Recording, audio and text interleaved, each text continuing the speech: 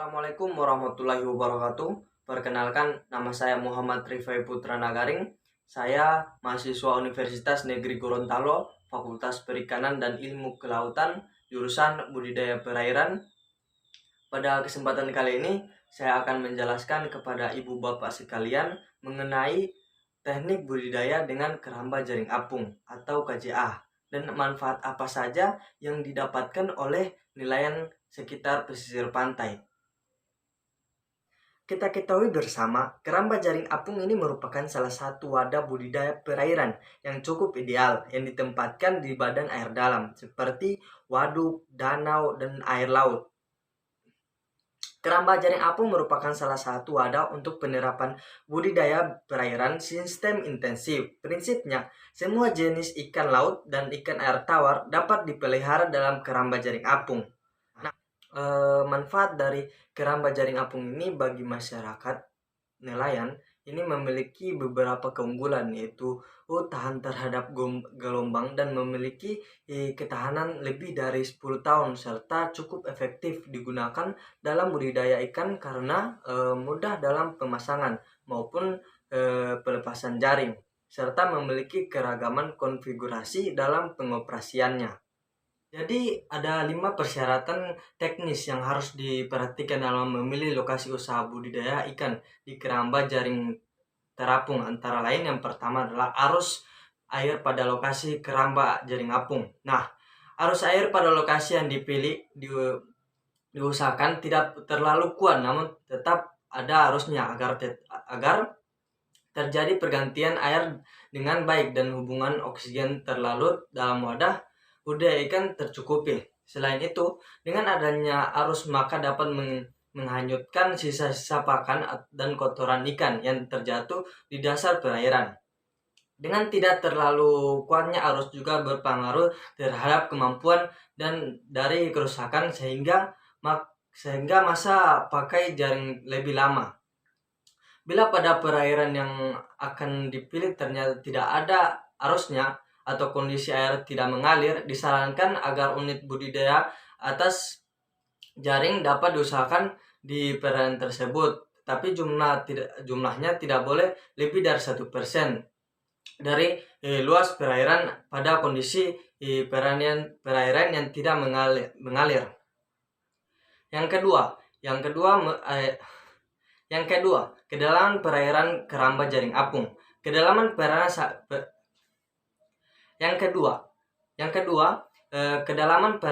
keramba jaring apung. Kedalaman perairan sangat berpengaruh terhadap kualitas air pada lokasi tersebut. Lokasi yang dangkal akan lebih mudah terjadinya pengandukan dasar akibat pengaruh gembolang yang pada akhirnya menimbulkan terjadinya kekeruhan. Sebagai dasar patokan pada saat surut terendah, sebaiknya kedalamannya lebih dari 3 meter dari dasar jaring. Yang ketiga, tingkat kesuburan air pada jaring apung. Pada perairan umum, ditinjau dari tingkat kesuburan dapat dikelompokkan menjadi 3. Yang pertama, kesuburan rendah, sedang, dan tinggi. Jenis perairan yang sangat baik untuk digunakan dalam budidaya perairan dengan menggunakan sistem intensif.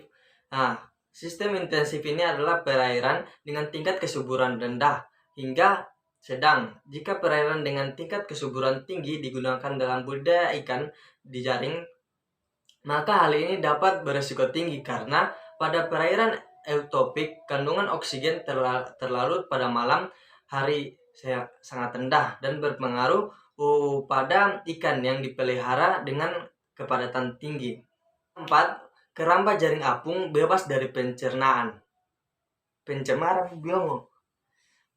Yang keempat, keramba jaring apung bebas dari pencemaran. Dalam dunia perikanan, yang dimaksud dengan pencemaran perairan adalah penambahan sesuatu berupa bahan atau energi ke dalam perairan yang menyebabkan perubahan kualitas air sehingga mengurangi atau merusak nilai guna air dan sumber perairan tersebut. Yang kelima adalah kualitas air dan lokasi keramba atau upwelling.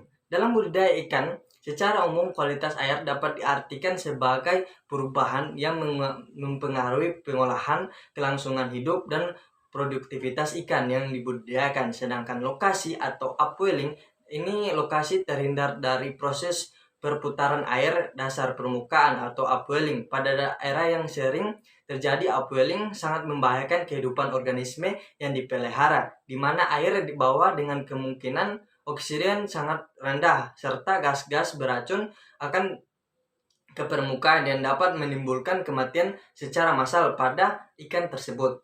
Jadi untuk pembuatan keramba jaring apung ini diperlukan bahan-bahan atau alat yang sering ditemukan di daerah sekitar kita. Yang pertama itu adalah kayu, bambu, atau besi yang bisa dilapisi bahan anti karat untuk pembuatan kerangka atau rakit.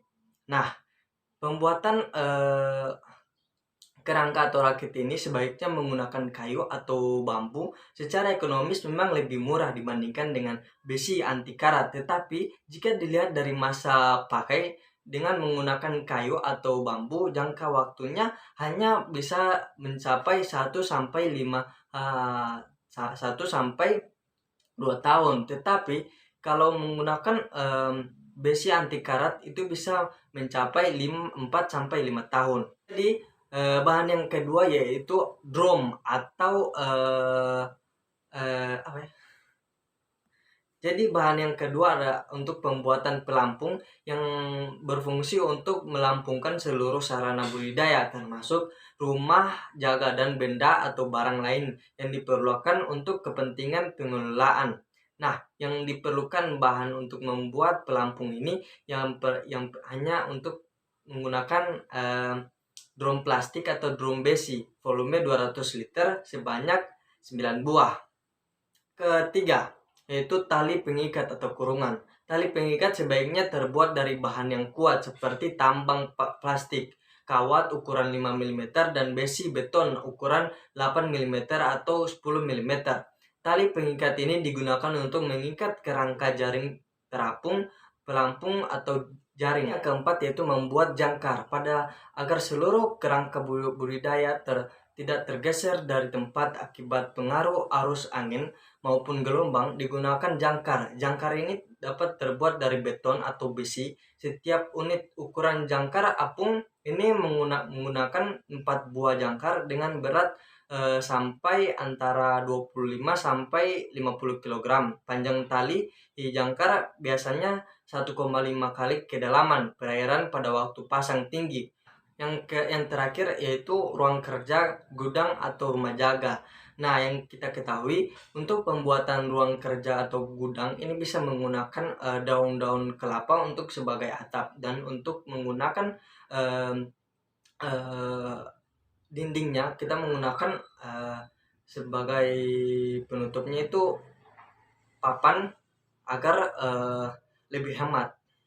Sekian itulah pemaparan dari saya. Semoga apa yang saya bagikan kali ini bisa bermanfaat untuk Bapak Ibu sekalian. Jika video ini memberikan edukasi, silakan tekan like dan share. Jangan lupa subscribe. Billahi taufiq wal hidayah. Wassalamualaikum warahmatullahi wabarakatuh.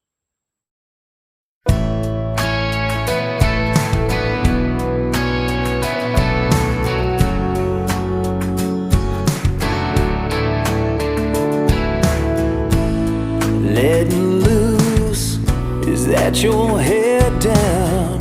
Yeah, you're in the mood. Oh, to come unwound. There's something in the air, something different about that smile you're wearing, girl. Yeah, what is it? When I think I know what's going on,